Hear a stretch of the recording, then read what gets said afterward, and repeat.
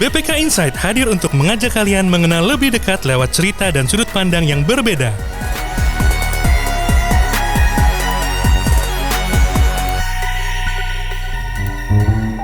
Selamat datang di BPK Insight, podcast pembelajaran BPK Korpo. Oke, kita pantun dulu ya, sahabat semuanya. Gitu. Kucing dikejar, jatuh di kali. Sahabat pembelajar, jumpa lagi. Halo sahabat pembelajar, semoga selalu produktif dan bermanfaat. Untuk kali ini, saya Erlita akan menjadi teman belajar bagi para sahabat pembelajar semuanya. Nah, pada podcast kali ini, super spesial gitu ya. Topiknya sangat menarik gitu ya, dan narasumbernya sangat keren. Gitu. Nah, sebelum kita kenalan sama narasumbernya, topik untuk podcast kali ini gitu ya, terkait teknik investigatif dalam pemeriksaan di BPK.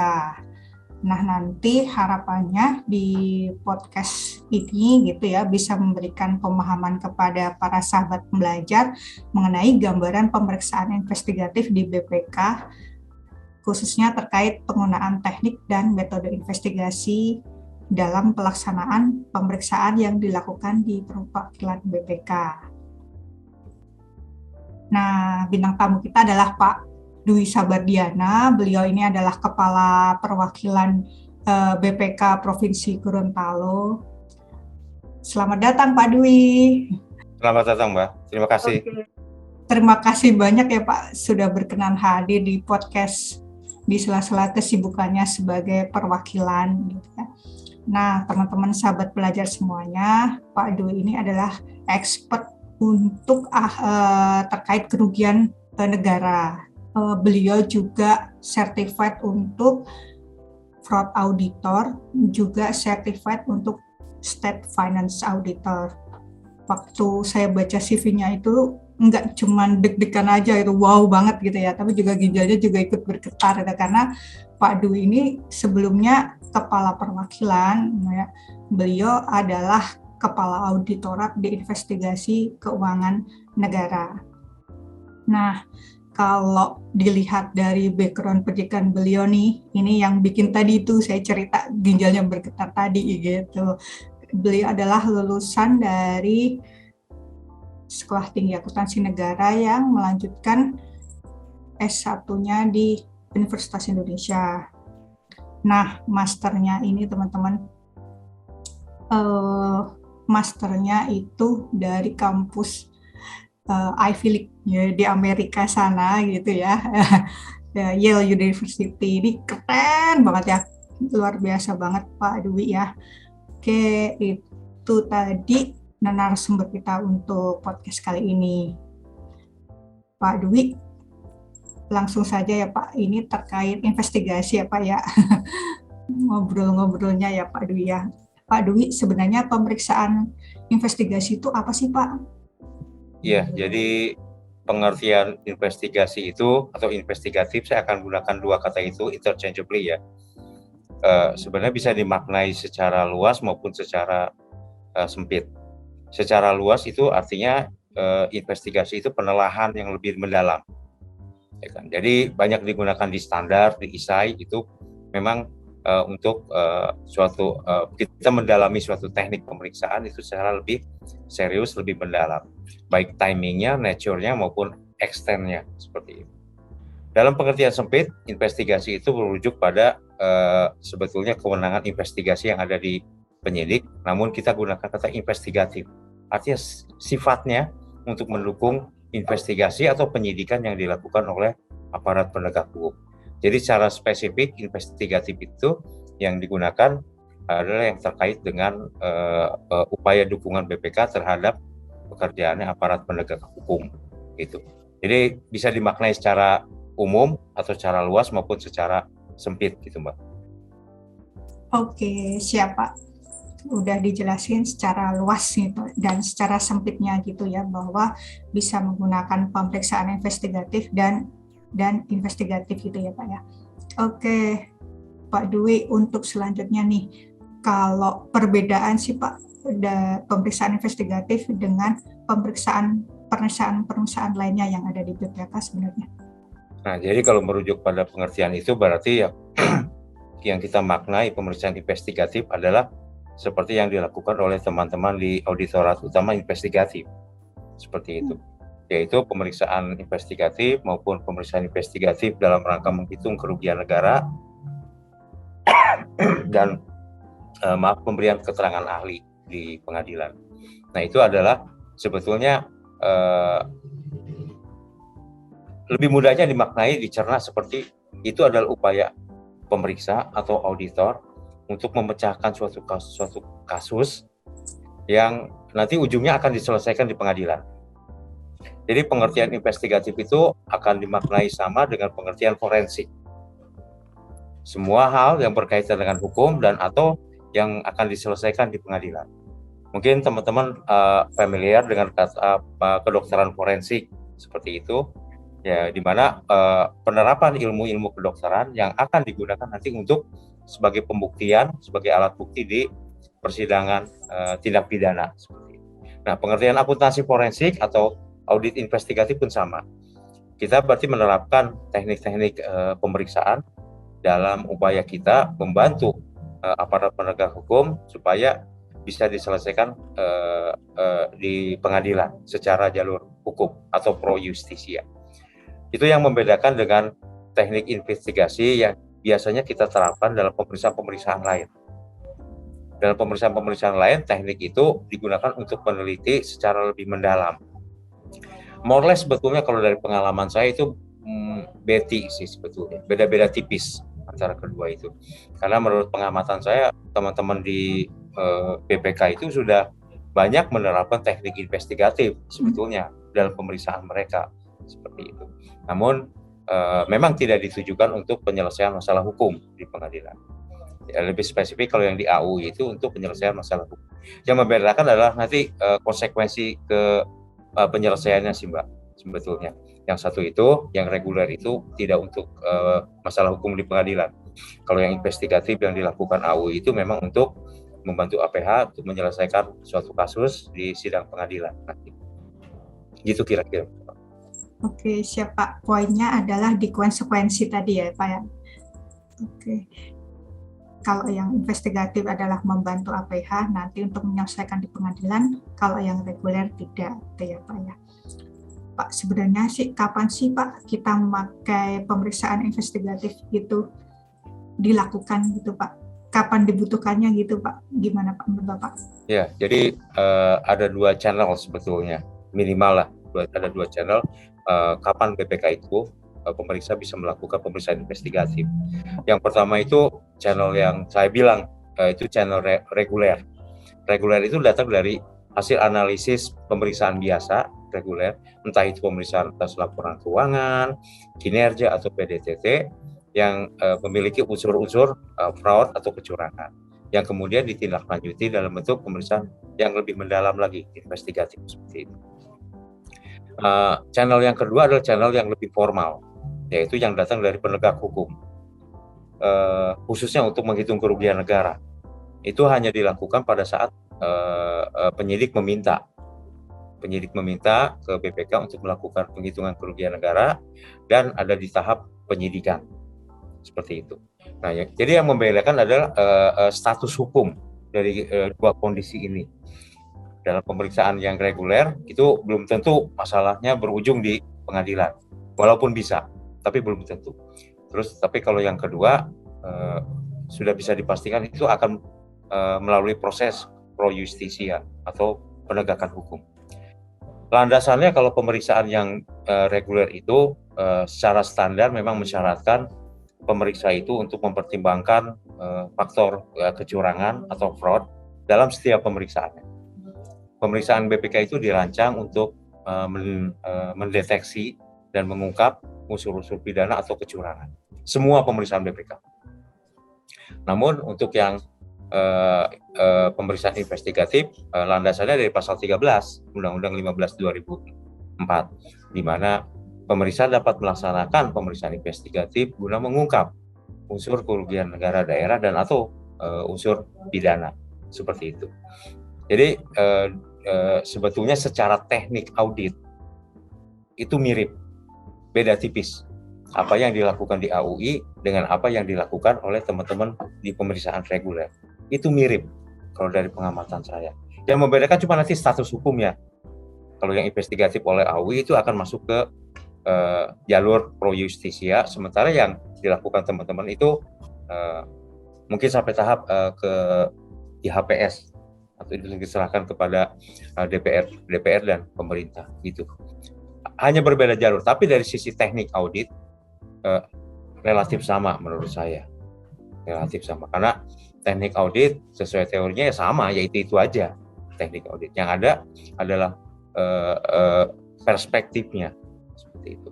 Pada saat meriksa laporan keuangan bisa dilakukan teknik investigasi, bisa, sangat bisa. Namun perspektifnya tetap perspektif tujuan pemeriksa laporan keuangan, yaitu mengungkap, menilai kewajaran informasi dalam laporan keuangan.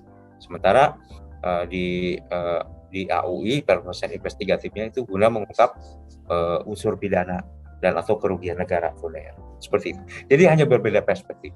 Nah, jadi kalau melihat dari judul materi kita sore ini, penerapan teknik audit investigatif itu sebenarnya bisa dilakukan di mana-mana.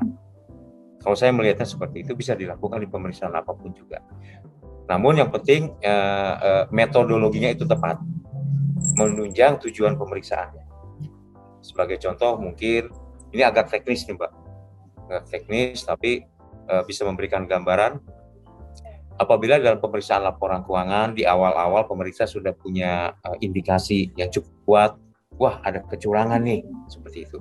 Maka respon dari pemeriksa adalah melakukan menjalankan metodologi pemeriksaan investigatif.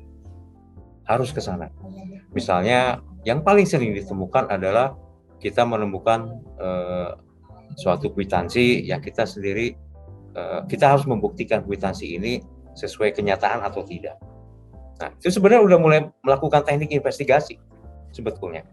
Kemudian rekan-rekan biasanya melakukan konfirmasi ke penyedia, konfirmasi ke PPK, konfirmasi ke pimpinan entitas, ini kegunaannya buat apa dan lain-lain, prosesnya bagaimana. Itu sudah melakukan teknik investigasi seperti itu. Jadi kalau secara nature-nya memang penerapan teknik audit investigasi itu bisa dilakukan di semua jenis pemeriksaan. Dan itu kalau saya bilang pernah dan sering kita lakukan secara bersama gitu. Oke, siapa? Ini mumpung nyambung dengan ngobrolin tentang teknik investigatif, itu sebenarnya teknik investigatif itu ada berapa sih Pak? Mungkin yang bisa dijelaskan jadi tambahan pengetahuan bagi para sahabat pembelajar. Jadi sebetulnya seperti yang saya bilang, tekniknya sama dengan teknik audit biasa, sama. Misalnya melakukan konfirmasi, melakukan wawancara, terus permintaan atau melakukan review dokumen, bisa jadi walkthrough, bisa jadi juga observasi dan perhitungan kembali. Tekniknya sama dengan pemeriksaan reguler. Hanya dalam yang seperti saya bilang tadi, yang membedakan adalah status hukumnya nanti. Arahnya akan kemana? Kalau yang reguler itu tentu arahnya seperti biasa, kita masuk ke IHPS, dilaporkan dalam hasil pemeriksaan semesteran seperti itu. Tapi yang investigatif ini akan masuk diserahkannya ke penyidik untuk ditindaklanjuti sampai nanti menjadi alat bukti surat di pengadilan gitu. Secara teknik sama, dan bahkan kalau dari pengalaman kami ya Mbak di perwakilan, teknik justru yang teknik investigasi yang kita lakukan itu sebetulnya hanya sedikit lebih mendalam gitu dibanding pemeriksaan yang reguler, hanya lebih mendalam dan kami fokuskan pada determinasi seorang auditor itu. Keponya harus tinggi misalnya. Kalau di bahasa resminya professional skepticism, tapi bahasa lapangannya itu kepo, pengen tahu tapi secara profesional. Terus kemudian due professional care, sama itu dengan audit biasa. Due professional care artinya setiap langkah itu harus dipertimbangkan secara matang, harus punya rujukannya dan harus punya alasan atau argumentasi yang kuat. Itu namanya professional care. Di pemeriksaan investigatif pun menjadi lebih ditekankan lagi karena nanti akan diuji di pengadilan. Nah, makanya biasanya teman-teman yang di AU itu lebih memperhatikan professional care-nya. Apalagi kondisi sudah penyidikan, sudah ada status hukum, sudah mengikat status hukumnya. Makanya akan biasanya lebih care teman-teman yang diinvestigasi itu karena sudah ada status hukum. Gitu. Tapi secara teknik, menurut saya, dalam pandangan saya, pengalaman saya itu sama sebetulnya, Mbak. Sama. Karena dalam semua audit, semua pemeriksaan BPK, due professional care itu harus dilalui. Professional skepticism itu harus dilakukan. Demikian pula pertimbangan profesionalnya sama, harus tetap dilakukan. Dan kriteria untuk menentukan bukti itu sama dua-duanya, sesuai dengan yang diatur dalam standar, cukup dan tepat. Seperti itu. Jadi keistimewaan ya, kalau boleh saya bilang, untuk pemeriksaan investigatif yang ada di AU itu karena memang fokusnya pada satu kasus tertentu saja gitu, Pak. Tidak lebar. Jadi kami bisa ngambil populasi atas kasus tersebut. Nah, berbeda dengan di tempat yang pemeriksaan yang reguler itu memungkinkan untuk pengambilan sampel misalnya. Sementara kalau investigatif di AUI tidak memungkinkan sampel. Kami populasi atas kasus seperti itu. Nah, mungkin beberapa hal tersebut kemudian yang menjadi atribut-atribut yang membedakan bagaimana teknik pemeriksaan investigatif yang di pemeriksaan reguler dengan teknik investigatif yang dilakukan di AUI. Atributnya yang berbeda mungkin, Pak. Siapa?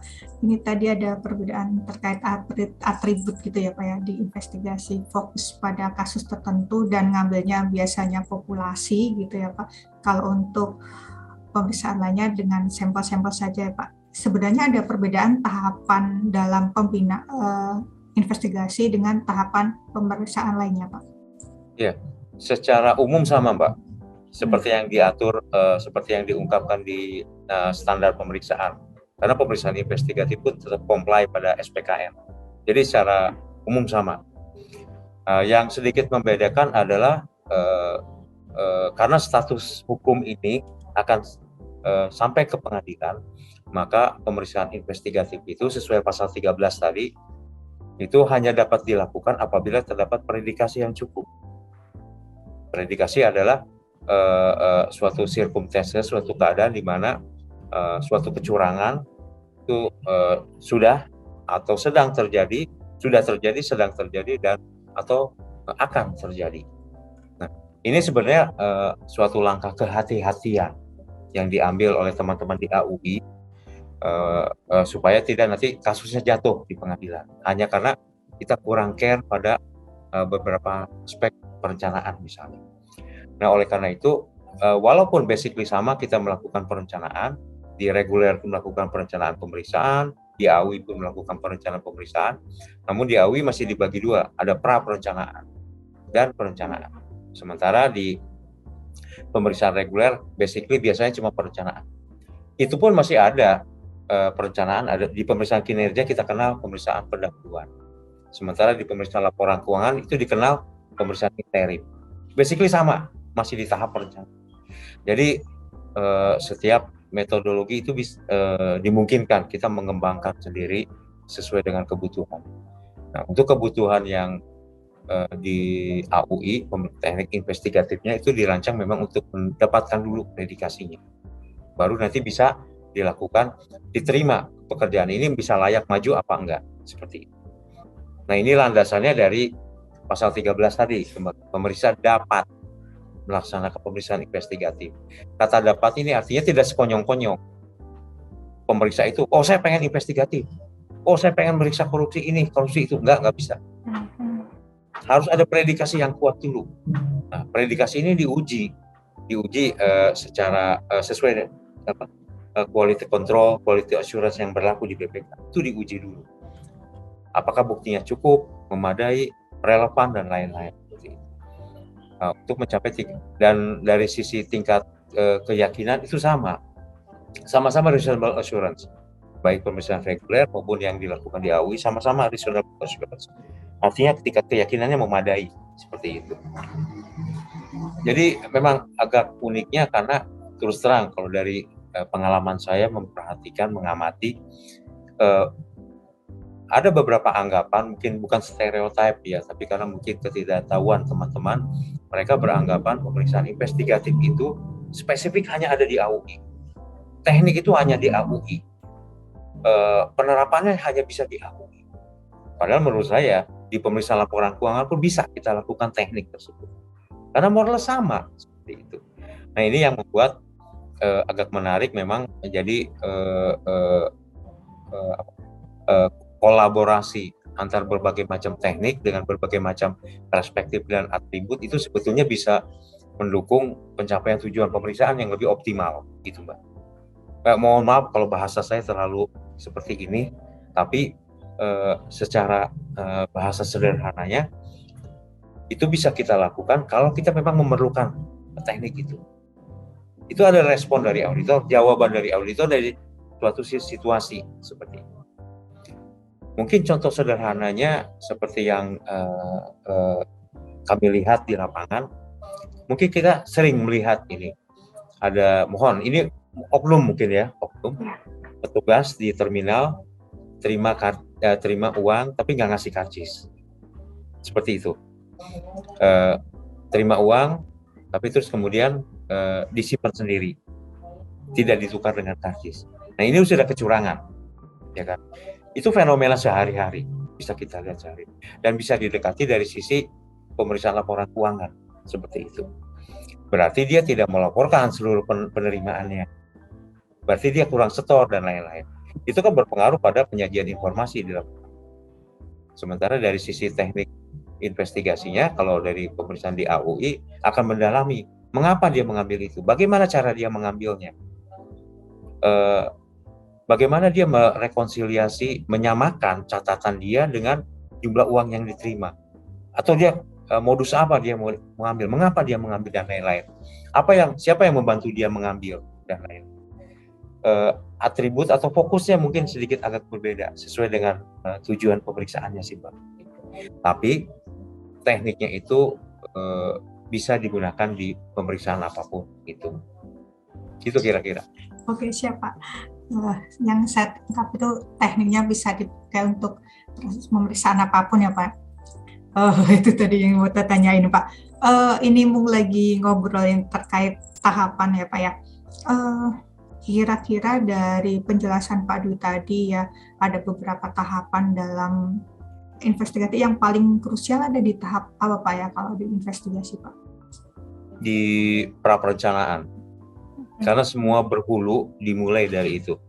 Kalau kita punya predikasi yang kuat dengan bukti yang memadai, yang cukup dan memadai, maka perjalanan itu akan relatif lebih mudah dibanding yang kalau kita tidak kuat di predikasi. Makanya itu di hulu yang sangat menentukan. Termasuk apakah kita perlu bukti tambahan dari penyidik misalnya. Dokumen apa yang diperlukan. Nah, itu bisa dimintakan melalui penyidik, seperti itu. Nah, tahap ini juga menentukan sebetulnya stop or go. Mirip dengan pemeriksaan kinerja. Hasil pemeriksaan pendahuluannya menentukan stop or go. Kita berhenti atau lanjut, atau rubah tujuan pemeriksaan, atau rubah lingkup dan lain-lain. Tapi kalau di pemeriksaan investigatif hanya ada dua kondisi. Bukti cukup, berarti lanjut. Bukti tidak cukup, berarti kita minta tambahan dokumen dan lain-lain. Tahap pra-perencanaan adalah menjadi jantung menurut saya dalam pemeriksaan investigatif. Tahapan-tahapan lain sama pentingnya sih sebetulnya Pak, sama mengerikannya gitu maksudnya. Oke, siapa? Oke, sama mengerikan. Tapi kembali, kalau modal kita, predikasi kita kuat, ya kan buktinya lengkap, cukup, insya Allah lebih lancar gitu Pak. Oke, siap Pak. Predikasinya harus kuat ya, sahabat belajar kalau mau pemeriksaan investigatif ya. Pak, ini pertanyaan, kira-kira waktu pelaksanaan pemeriksaan investigatif itu dibutuhkan berapa lama dan ada batasannya Kak atau sebenarnya sama aja dengan pemeriksaan lainnya Pak? Kalau batasan waktu sebetulnya tidak ada, karena itu bergantung sekali pada kemampuan kita mengungkap unsur-unsur pidana atau kerugian negaranya, baik di pemeriksaan investigatif maupun penghitungan kerugian negara. Itu semua sebetulnya bergantung pada kesiapan atau kelengkapan buktinya. Kita bisa meyakinkan nggak memang telah terjadi penyimpangan, kemudian penyimpangan tersebut mengakibatkan kerugian negara. Nah, berapa jumlah penyimpangan itu ya bergantung pada konstruksi kasusnya, bergantung pada bukti yang bisa kita peroleh. Tapi kemudian tadi ada konsep kan, kita meriksa itu populasi atas buktinya. Berarti kita memang harus melakukan pemeriksaan itu skeptis kita pada sampai bukti yang memang sudah memadai gitu, sudah cukup, sudah tepat. Tapi spesifik mungkin kalau pemeriksaan laporan keuangan ada batasan waktu 60 hari ya. Pemeriksaan kinerja itu hampir tidak ada batasan waktu, yang membatasi cuma paling pelaksanaan RKP kita atau IKU kita. Tapi di pemeriksaan investigatif itu, kalau pemeriksaan investigatif yang murni itu tidak ada sih batasan waktu. Kami pernah melakukan pemeriksaan investigatif itu rentang waktunya 2 tahunan gitu. 2 tahunan baru selesai. Tapi untuk PKN memang sangat bergantung pada kerangka penyidikan yang dilakukan oleh penegak hukum. Penyidik sendiri sebetulnya tidak punya kerangka waktu kapan penyidikannya itu selesai. Sampai dia merasa cukup bukti, minimal 2 alat bukti, penyidik merasa cukup bukti, maka dia bisa menyimpulkan penyidikannya sebetulnya. Namun demikian, yang selalu bikin kami berdebar adalah kalau penyidik sudah menetapkan tersangka. Nah, itu udah mulai lari cepat kami itu, gitu.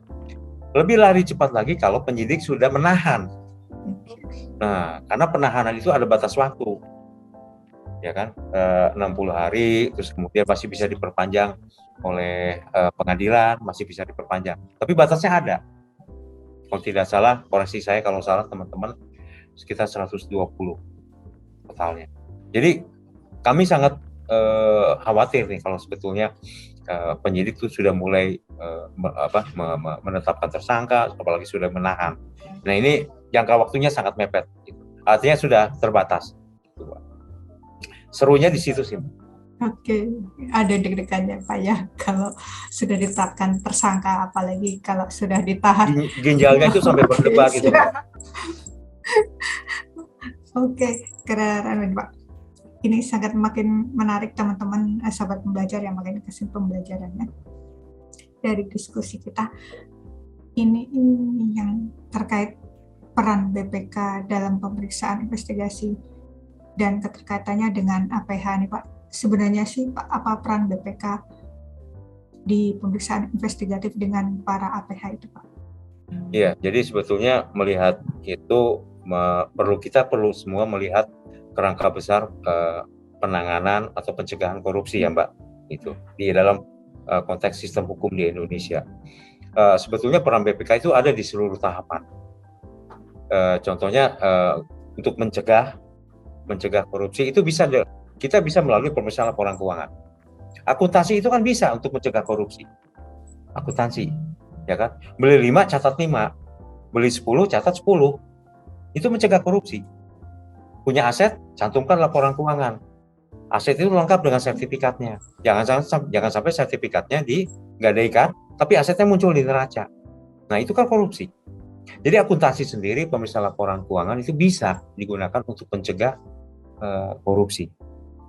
Terus peran berikutnya ada pada terkait dengan dalam pencegahan itu juga rekomendasi kita, misalnya perbaikan pengendalian intern, itu bisa digunakan untuk memperkuat fondasi pencegahan korupsi. Misalnya, tolong kita rekomendasikan supaya pemerintah itu punya catatan yang lebih baik, yang lebih akuntabel, yang lebih transparan. Itu bisa mengurangi kesempatan orang untuk korupsi. Seperti itu. Di tahap berikutnya adalah tahap deteksi. Di tahap deteksi, semua pemeriksaan BPK sesuai dengan standar itu dirancang guna mendeteksi penyimpangan, ketidakpatuhan, kecurangan maupun ketidakpatutan. Itu. Jadi seluruh pemeriksaan BPK sebenarnya punya tanggung jawab yang sama untuk mencegah korupsi. Nah, walaupun di pemeriksaan reguler itu tidak serta-merta itu menjadi urusan pro justisia, ya kan? Namun bisa ke sana. Nah, di tahap berikutnya adalah tahap investigasi, tahap pendalaman. Itu yang dilakukan oleh AUI. Nah, di situ sudah bersinggungan, sudah berarsir dengan tugasnya APH. Itu tugasnya APH. Nah, yang investigasi ini dilakukan baik dengan pemeriksaan investigatif maupun penghitungan kerugian negara. Di dua pemeriksaan itulah AUI ini erat dengan APH. Basically sebetulnya saling membantu. Nah, di tahap berikutnya adalah tahap litigasi, di tahap persidangan. Nah, di tahap persidangan ini peran BPK di situ sebenarnya lebih ke pemberian keterangan ahli, di sidang pengadilan. Nah, ini yang satu rangkaian sebetulnya, Mbak. Kalau kita melihat secara makronya, big picture-nya, bisa jadi pemeriksaan laporan keuangan itu sudah memunculkan indikasi-indikasi kecurangan. Nah, ditindaklanjuti dengan diserahkan misalnya ke AUI untuk diperdalam. Nah, diperdalam oleh AUI, bisa dilakukan investigasi maupun kemudian penyidik meminta PKR. Sehingga sampai akhirnya si pemeriksa itu memberikan keterangan ahli di sidang pengadilan. Jadi sebenarnya bisa dianggap suatu series gitu, Mbak. Dari pemeriksaan reguler ke investigatif dan pemberian keterangan ahli. Nah, peran pencegahan itu seperti itu. Kerangkanya sangat makro sebetulnya. Jadi seluruh pemeriksaan BPK punya peran untuk pencegahan maupun ke deteksi tindak pidana korupsi. Nah, di sini kalau kami bilang sebetulnya peran BPK ini bisa sama seriusnya, sama pentingnya dengan peran penegak hukum, gitu. Karena untuk memenuhi unsur-unsur di pasal tipikor itu tetap membutuhkan penghitungan kerugian negara, gitu. Nah, ini yang walaupun tidak semua butuh penghitungan kerugian negara ya, seperti suap, gratifikasi itu nggak perlu PKR. Ya kan, begitu ketangkap suapnya sekian ya sudah sekian, tidak perlu dihitung lagi. Gitu. Kerangka pencegahannya seperti itu, Mbak. Jadi kita bisa berperan aktif malah dalam pencegahan, deteksi, investigasi maupun litigasi. Oke, siap Pak. Berarti ini seluruh rangkaian baik yang preventif tadi, yang pencegahan tadi, ada juga di investigatif, terakhir terkait di mitigasi gitu Pak. Nyambung dari apa yang sudah kita obrolin tadi, sempat nyinggung masalah penyimpangan atau fraud ya. Boleh dijelasin Pak, fraud itu apa sih Pak? Atau beda juga sebenarnya dengan penyimpangan ini untuk bagi sahabat-sahabat pembelajar? Istilah fraud itu lebih spesifik sebetulnya, Mbak. Fraud itu kecurangan. Jadi suatu penyimpangan yang dilakukan dengan sengaja. Jadi yang membedakan antara fraud dengan bukan fraud atau error ya, kesalahan. Itu cuma sengaja atau tidak. Gitu. Nah, misalnya saya ambil contoh dalam konteks pemeriksaan laporan keuangan ya. Kan ceritanya pemeriksaan di BPK perwakilan ya, bukan di AUI ya. Jadi lumayan setengah jam pertama ngomongin soal AUI, sekarang mau ngomongin soal perwakilan. Ya. Di pemeriksaan laporan keuangan misalnya kita mencari salah saji dalam laporan keuangan itu, mencari apakah terdapat salah saji dalam pemeriksaan dalam laporan keuangan. Nah, misstatement itu atau salah saji sesuai dengan standarnya di ISA itu hanya disebabkan oleh dua, fraud atau error, kecurangan atau kelalaian atau kesalahan lah, error anggaplah kesalahan. Dia cuma dua. Nah, yang membedakan keduanya adalah intensinya, dia sengaja apa tidak. Kalau misalnya selama ini dia track recordnya bagus, nggak pernah lupa mencantumkan saldo kasnya, tiba-tiba ada satu masa, satu waktu dia lupa menghitung uang kas. Nah itu mungkin bisa dianggap error. Tapi kalau setiap bulan dia tidak pernah menghitung uang kasnya, tidak pernah lapor, diambilnya sesukanya, dicatatnya juga semaunya dan lain-lain, itu udah bukan lalai, itu sengaja. Nah itu yang membedakan antara fraud dengan error. Nah fraud sendiri punya pengertian luas, makanya di bahasa Indonesia diterjemahkan sebagai kecurangan. Nah, apa bedanya dengan penyimpangan? Nah, kalau penyimpangan lebih ke bahasa auditnya, Pak. Kita tidak gunakan kata korupsi, tidak. Kita juga tidak gunakan kata misalnya tindak pidana, gitu. Kita nggak gunakan itu dalam pelaporan, karena pisah batas antara kewenangan auditor BPK dengan APH udah jelas.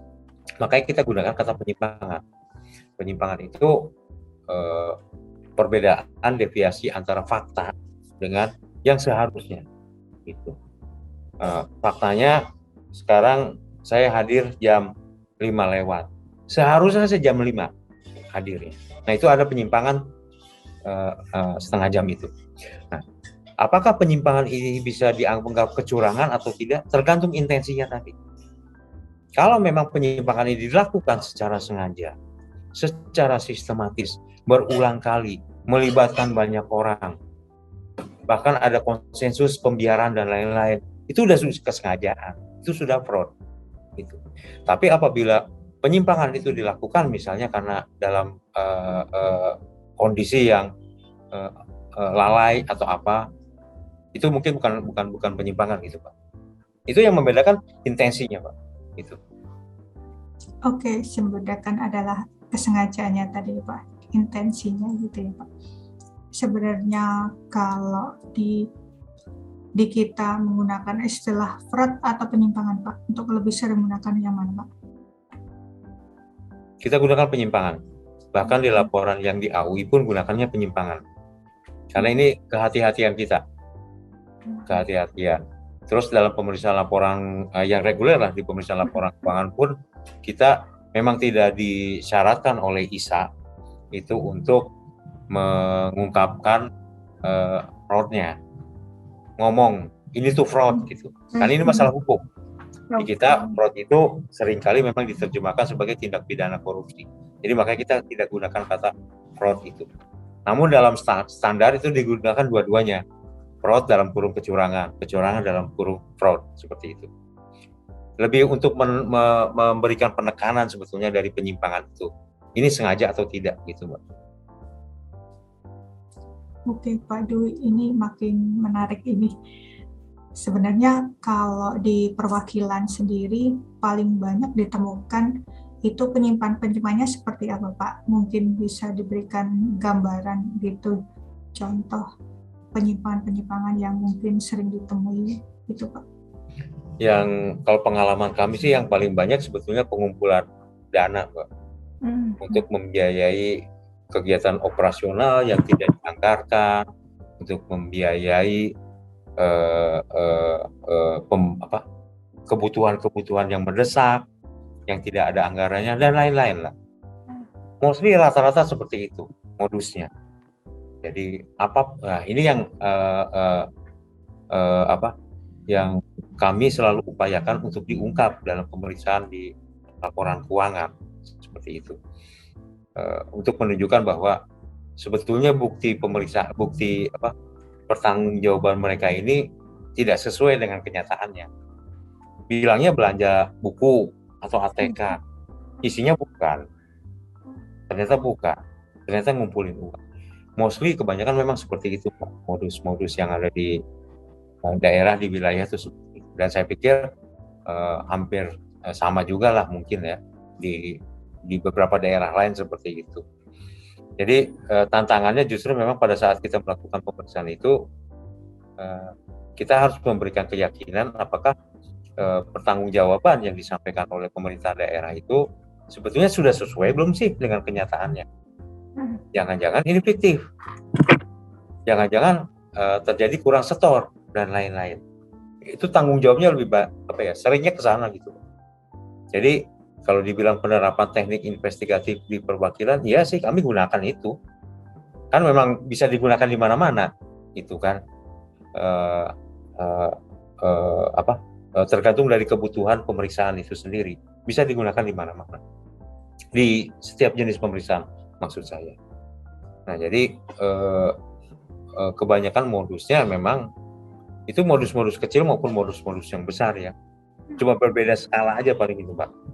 Nah, kalau level sekolah, mohon maaf nih, bukan nyebut institusi ini, tapi sekolah itu pengumpulannya kecil-kecil, 1 juta, 2 juta, atau puluhan, seperti itu. Tapi itu digunakan. Pertanggungjawabannya lain. Dia beli buku, dia beli apa, hasilnya lain. Gitu. Nah ini yang paling sering lah kami temukan di sini. Dan kesalahan itu atau penyimpangan itu berulang. Tahun lalu kemarin terjadi, tahun ini pun terjadi. Tahun depan pun masih terjadi lagi. Kira-kira gitu Pak gambarannya. Oke, siap Pak. Pak, ini menarik terkait apa penyimpangan yang berulang gitu ya Pak.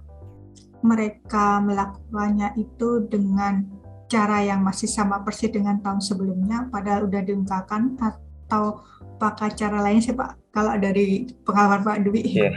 Ini yang baru kami diskusikan tadi siang, karena modusnya berubah. Oke, modusnya berubah. Modusnya berubah Mbak, jadi dari mungkin pengalaman tahun kemarin, mereka sedikit memperbaiki, menutup bolong-bolongnya itu, jadi dilakukan dengan modus-modus baru. Gitu. Jadi dinamisnya di situ, kita selalu ketemu modus yang baru, cara yang baru, gitu kan. Walaupun ujungnya sama niatnya, pengumpulan uang, gitu kan. Pengumpulan uang, ya kalau bahasa operasionalnya, bahasa lapangannya, alasan mereka untuk sesuatu yang tidak ada anggarannya, tiba-tiba mendadak, harus ini, harus itu, tidak ada buktinya dan lain-lain. Ya selama kami meriksa ya rata-rata pemerintah di sini jadi gegar otak, tiba-tiba lupa. Dia tidak ingat buktinya ada atau tidak ingat rupiahnya berapa, semua jadi tidak ingat gitu. Kira-kira gitu. Tapi ada modus baru, selalu ada modus baru. Jadi tanggung jawab auditor kemudian merespon gitu. Oke, ada fenomena baru, modus baru. Respon kita bagaimana? Cara kita gimana? Teknik kita gimana? Strategi kita gimana? Itu yang dalam pemeriksaan di perwakilan ini menjadi dinamis karena harus selalu update gitu Mbak. Menarik sih. Siap. Ini modusnya berarti makin smooth atau kalau yang makin canggih Mbak.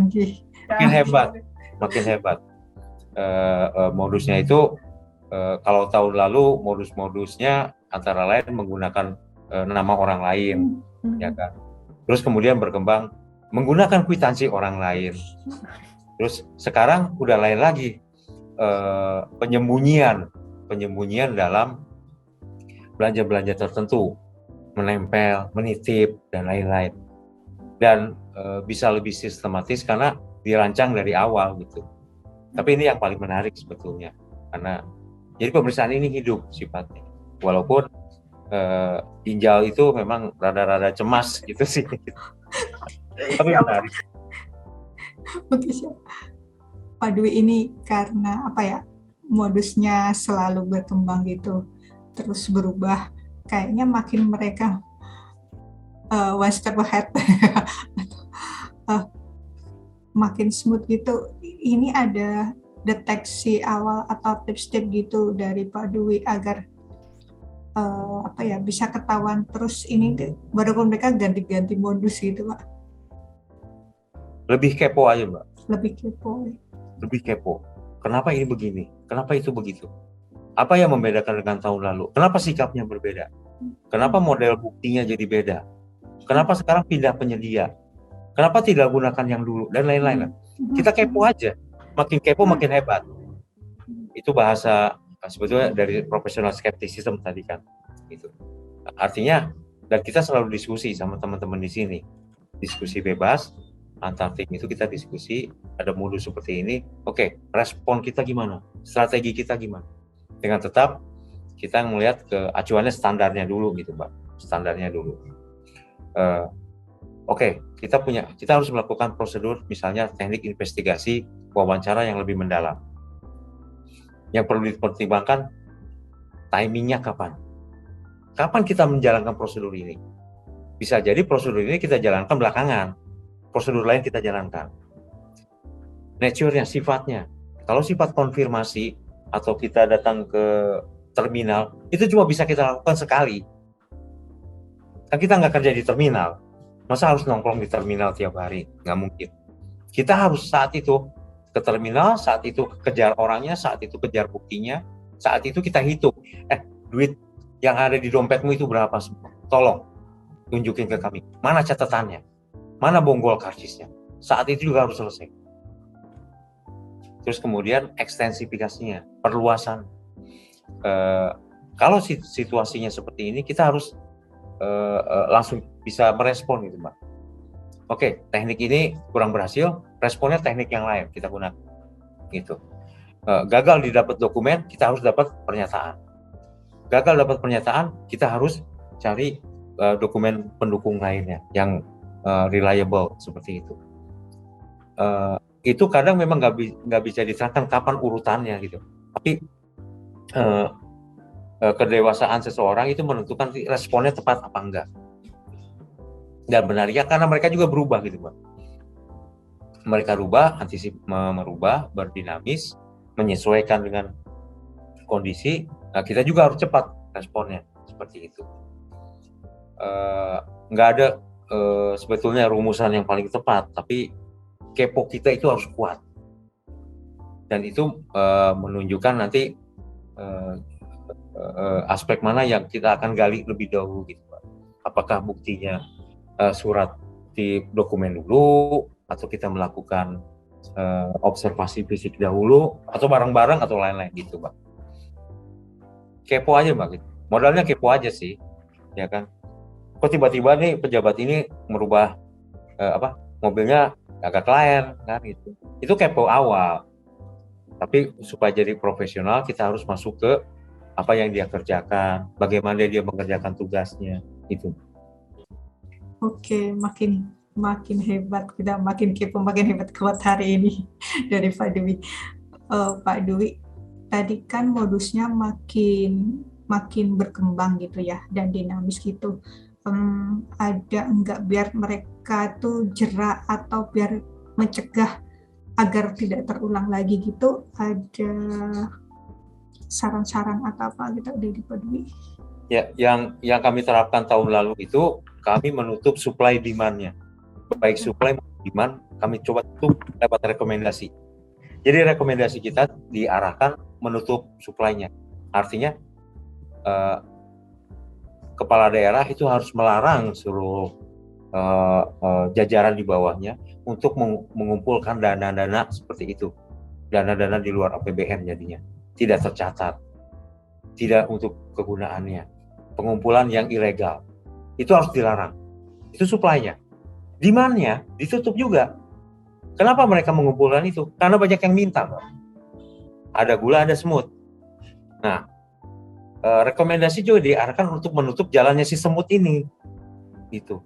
Jangan sampai semut ini juga datang, ya kan, menggerobuti gulanya. Makanya kami rekomendasikan juga ke kepala daerah untuk melarang seluruh jajarannya untuk meminta-minta ke dinas-dinas itu, terutama dinas-dinas yang punya yang revenue center maupun cost center yang besar seperti itu. Kami rekomendasikan itu. Supply dan demand kami tutup. Terus juga kami juga masuk ke aspek yang lebih mendalam, Mbak, dari sekedar governance.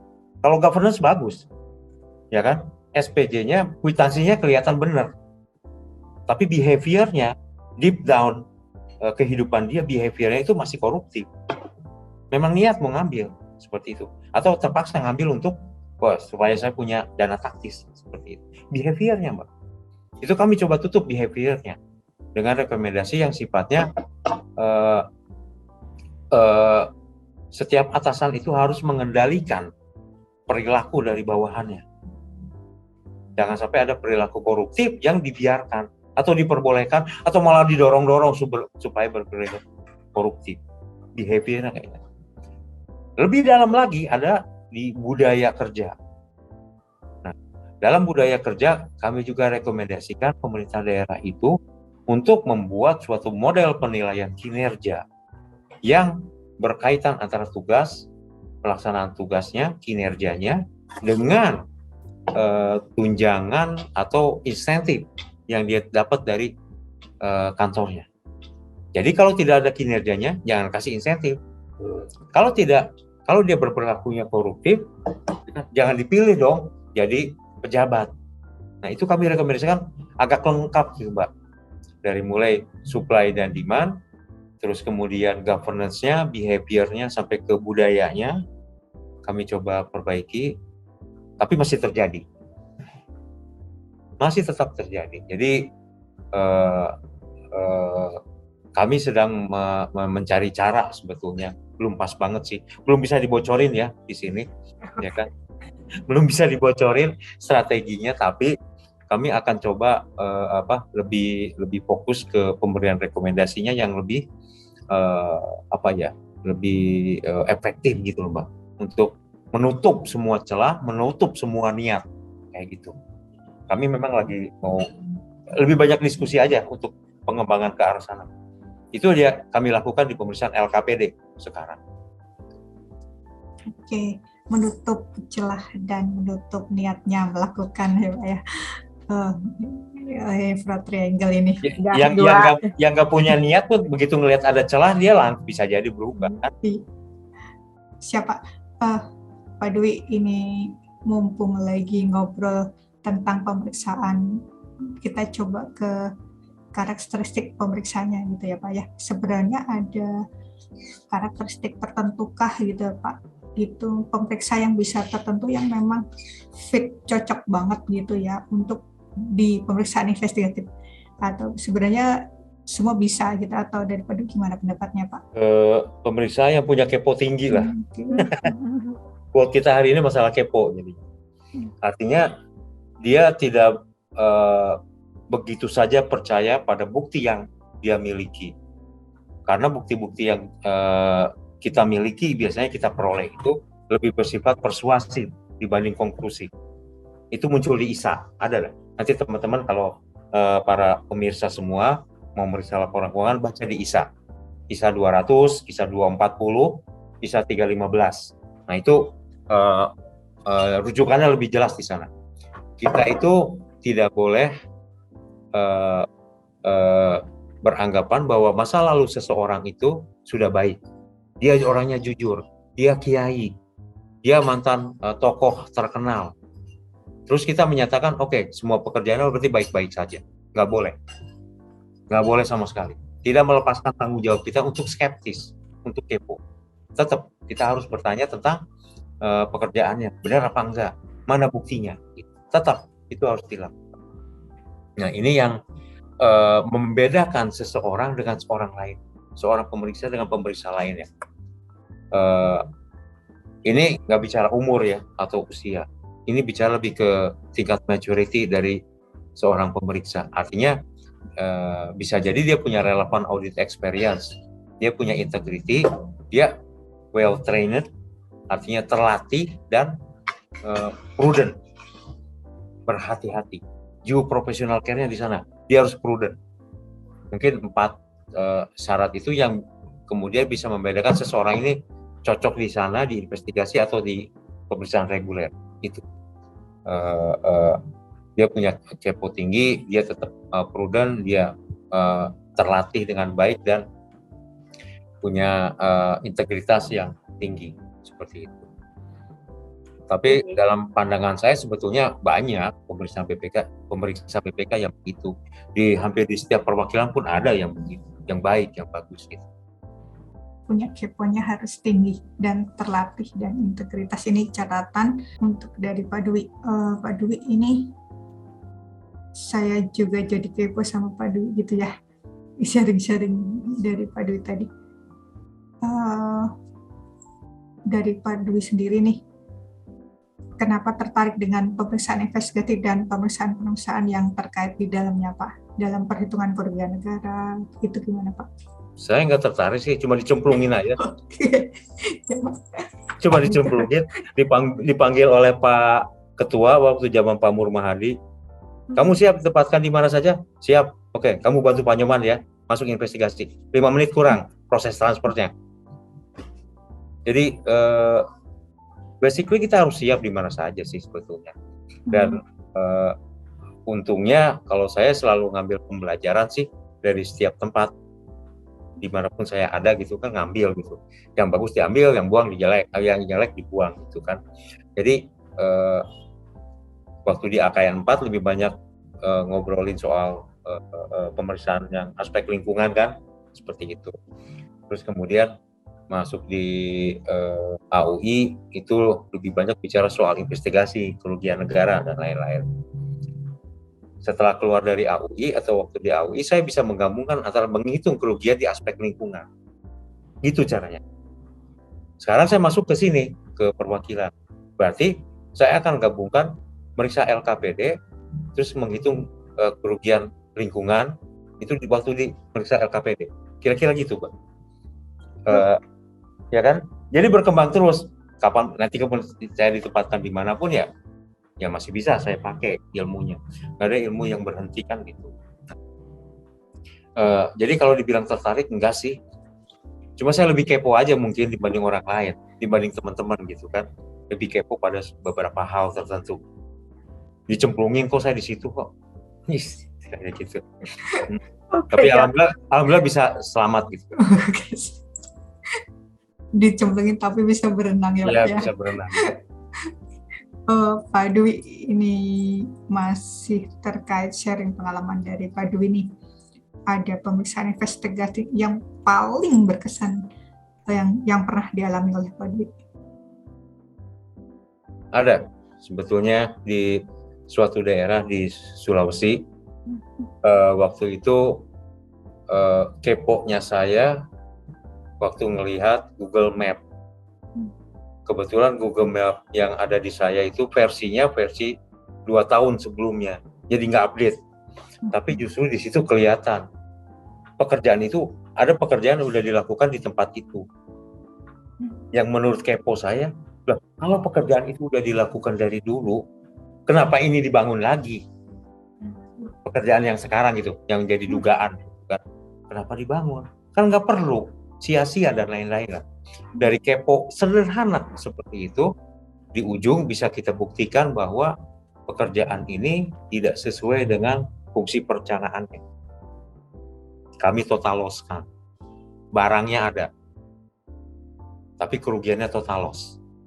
Nah ini yang tantangan paling berat karena sekaligus dinamis sih, meyakinkan teman-teman penyidik itu untuk iya betul barangnya ada, tapi tidak berfungsi sebagaimana perencanaannya. Makanya mestinya nggak bisa diterima sebagai bentuk aset negara. Gitu. Nah, diskusinya panjang, banyak, melibatkan 7 atau 8 ahli. Ada ahli kebencanaan, ada ahli cuaca, ada ahli konstruksi sipil, ada ahli konstruksi sipil kelautan, ada ahli gelombang kelautan, dan lain-lain. Ada 7 atau 8. Hukum keuangan negara, hukum kebencanaan. 7 atau 8 ahli termasuk kita. Ngumpul, diskusi bareng. Menarik, karena perspektifnya beda-beda. Tapi itu semua dibutuhkan guna menjawab potensi-potensi atau pertanyaan-pertanyaan yang memang harus dijawab oleh ahli. Sebagai pemeriksa BPK yang berpengalaman, bisa aja kita jawab seperti itu. Tapi bukan kapasitas kita. Bukan keahlian kita ngejawab itu. Itu harus ahlinya ya. Nah, itu paling menarik. Sampai-sampai waktu sidang pengadilan, hakim itu turun ke lapangan. Pengen lihat. Yang dibilang BPK kerugiannya total loss itu yang mana? Kan barangnya ada, dilihat. Itu. Tapi alhamdulillah penyidiknya menang di pengadilan. Hitungan kami diterima. Seperti itu. Ini paling menarik, walaupun dari sisi uang relatif tidak terlalu besar ya Mbak. tapi dari sisi penggalian pengetahuan, dari sisi koordinasi antara BPK dengan penegak hukum, terus kemudian dengan berbagai macam ahli tadi dikumpulin, mulai dari Surabaya sampai Bandung, sampai Jakarta, sampai beberapa kota lain nggak salah. Itu kumpul semua. Berbagai latar belakang pendidikan, latar belakang pengalaman, sharing untuk satu hal yang sama, bahwa ini merugikan negara. Nah itu yang paling menarik buat saya. Dan pada saat itu boleh dibilang we construct the case. BPK lah yang membuat atau mengkonstruksi kasus tersebut. Walaupun itu udah dalam ranah penyidikan ya. Basically sebetulnya kami diskusi dengan penyidik.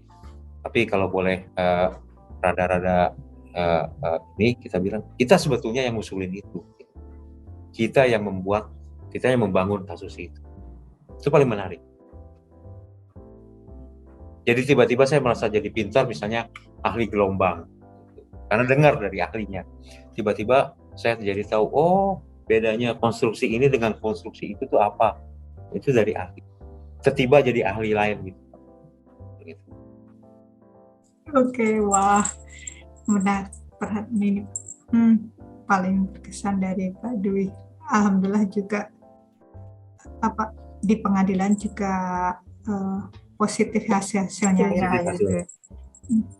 Oke, Pak Dwi, ini sebenarnya ini kepo saya juga nih.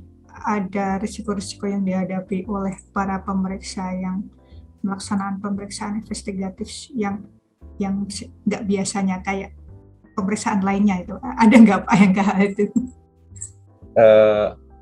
Kebohongan pertama yang dilakukan oleh orang lain adalah menyatakan kami senang dengan laporan BPK. Itu kebohongan pertama. Udah pasti bohong. Nggak ada yang senang dengan laporan BPK. Nggak ada yang senang dengan laporan audit. Apalagi laporan yang mengungkap si ini berperan dalam merugikan keuangan negara. Nggak ada yang mau terima pasti. Jadi sudah inherent risk sebetulnya, baik pada saat kita melakukan pemeriksaan laporan keuangan maupun investigatif di AUI, resikonya jadi hampir sama akhirnya. Karena menghadapi orang-orang yang memang nggak menginginkan laporan itu terbit, gitu. Jadi ya bisa jadi segala macam cara akan mereka lakukan, gitu. Tantangannya di sana. Tapi kembali ke petuah dari senior kami waktu itu, sholat dan takwa, itu aja. Benteng kita di sana saja, katanya. Kita nggak usah pakai macam-macam, benteng kita itu, ya kan. Nggak perlulah minta perlindungan dari makhluk lain selain dari Allah, itu aja. Benteng terkuat kita di sana gitu. Karena resiko itu ada, makanya kita selalu melakukan pekerjaan itu dengan due professional care yang benar-benar. Tidak boleh ada langkah yang terlewati. Tidak ada risiko yang tidak kita antisipasi. Tidak ada hal-hal buruk yang tidak kita tangani dari awal. Seperti itu, Mbak. Dan model pemikiran itulah yang saya bawa ke Gorontalo, ke perwakilan Gorontalo. Saya coba terapkan sama ke teman-teman ini, gitu.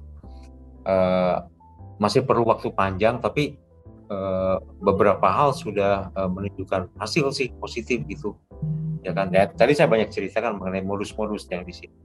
Itu kalau tekniknya nggak investigatif, ya nggak bisa dapat. Gitu. Jadi kembali ini menguatkan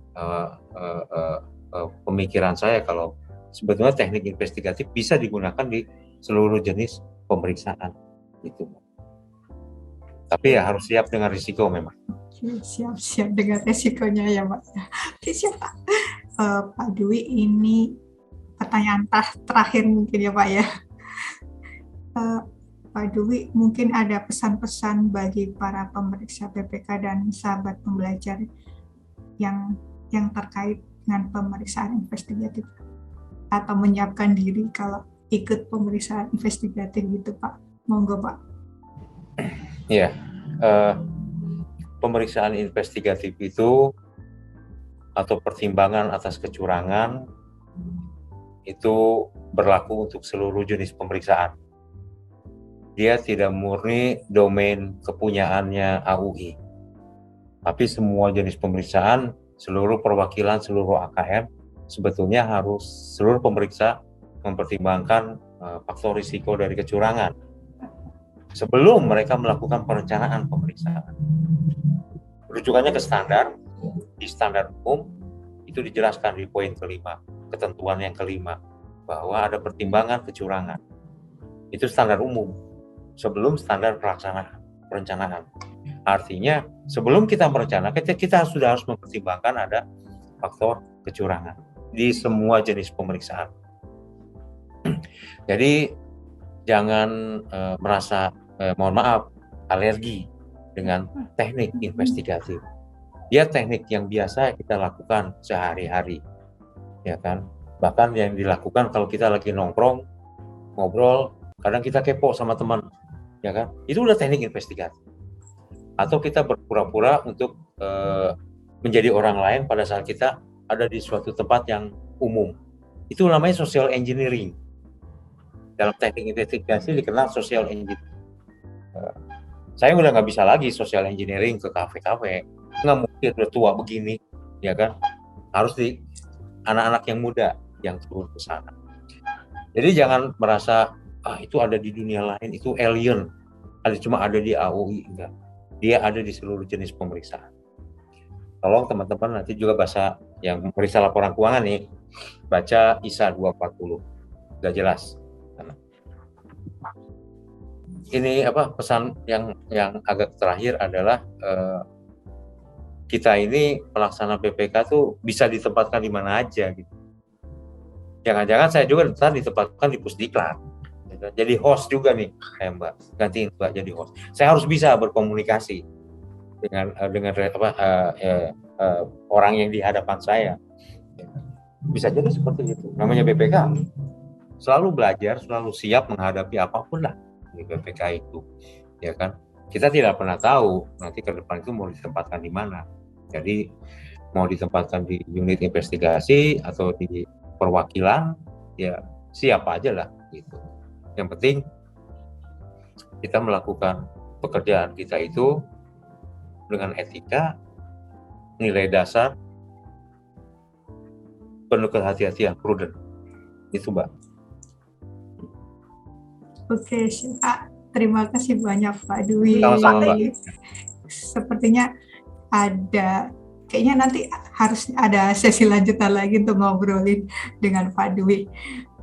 Nggak pelit ilmu sama sekali ini, sahabat belajar, untuk berbagi dari sharing pengalamannya, segala pengetahuan beliau, dan ini salah satu expertnya di BPK gitu. Ini saya satu pantun nih untuk khusus Pak Dwi nih, Roma Irama Elvis Sekwesi. Pak Dwi Sabadiana, terima kasih. Terima kasih banyak. Terima kasih banyak Pak Dwi. Ini tadi obrolan tentang kita ya, sahabat pembelajar ya, tentang pemeriksaan investigasi langsung dari expertnya di BPK. Semoga bermanfaat dan memberikan pemahaman bagi sahabat pembelajar. Nantikan episode BPK Insight berikutnya. Salam BPK Karhut. Terima kasih Pak Dwi. Assalamualaikum warahmatullahi wabarakatuh. Waalaikumsalam.